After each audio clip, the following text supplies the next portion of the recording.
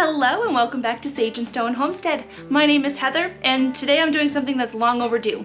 I have been wanting to make cheesecake out of our goat's milk chev, or our soft goat cheese that we make here on our farm, and today's the day. You guys have asked a lot of questions about whether or not the soft goat cheese that I made the other day as part of the Fermented February collaboration, if this does well in baking. So I happen to have tons of it and we're going to make some cheesecake today. So rest assured that this is the first time I'm trying this recipe, but if I posted this video, it worked. So you don't have to get to the end of the video just to learn that it doesn't work, and I'm sure it's going to be delicious. So the reason that I think it's going to work great is it came in this pamphlet that I got from the ADGA, this recipe. I will post a picture of it right here. So take a screenshot of it so you don't lose track of it and you can save it for later. Seems like it's a tried and true recipe, and it's actually a little bit simpler than your normal classic cheesecake recipe. It does use a springform pan. I would bet that if you don't have one of those, you could use a pie plate just fine, or a Pyrex dish. It does have a little recipe for a topping for the cheesecake. I'm going to not make the topping today. I have a lot of caramel that I made from our goat's milk, and I think we're gonna drizzle this on top. Also this month I happen to be in another sort of collaboration with a bunch of other homesteading channels, and we are challenged to basically use up our pantries this month for the $50 February challenge. And for the crust I need graham crackers. Graham cracker crust is pretty classic on cheesecakes, but I don't have any graham crackers and I'm not going to go to the store to get graham crackers. What I do have a lot of though is this organic peanut butter poppers cereal that I bought at the store, and I think this is gonna work just fine. So let's get to cooking.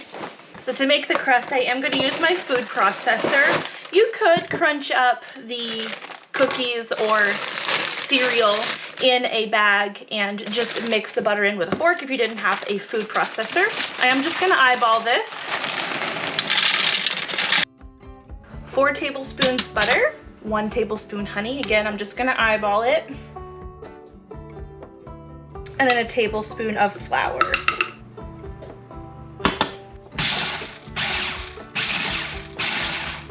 When I've made crust like this in the past, I have used melted butter. The recipe didn't specifically call for that, but I feel like it would come together a lot easier had I melted the butter first. But we'll work with what we've got.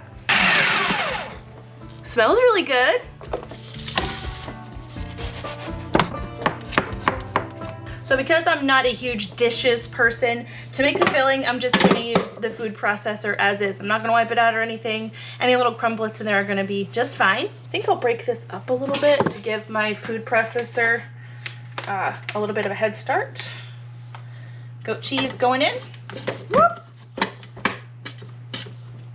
Make a mess or it doesn't count. I have this really cool vanilla bean paste. I love that you can see the vanilla bean seeds in it. And honestly, that's one of my favorite things with cheesecake. So if I can get this open, we're going to use a small dollop of this stuff. 1/3 cup sugar. I don't have lemons on hand, but I do have lemon juice, and I have this lemon citrus peel that I bought from our local Amish store.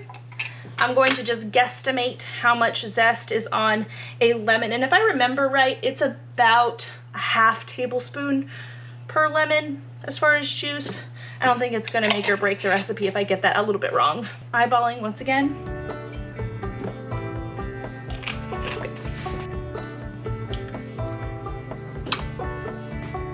4 eggs in. This is what we got. So I think those little dark bits are either just crumbs from the crust, or it's probably these dehydrated lemon peels.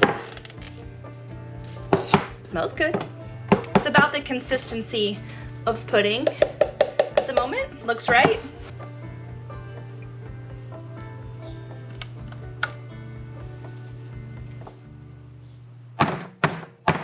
Okay, 375 for 25 minutes.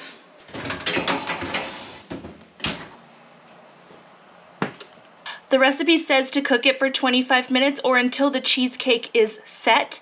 And if you don't know what that means, basically when you tap on the cheesecake, it's fine if it jiggles a little bit like Jell-O, but you don't want a pool of liquidy batter in the center of the cheesecake. So this does have a little bit of a jiggle, but that's perfectly fine. I'm gonna let this cool for a little bit and we'll slice into it in just a little while.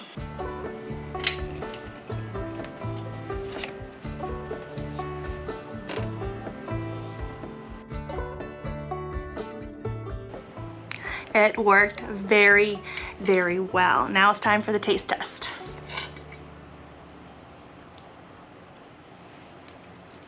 That's a cheesecake, all right. See the texture? It's nice and fluffy. It's not thick at all. It's a perfectly classic cheesecake.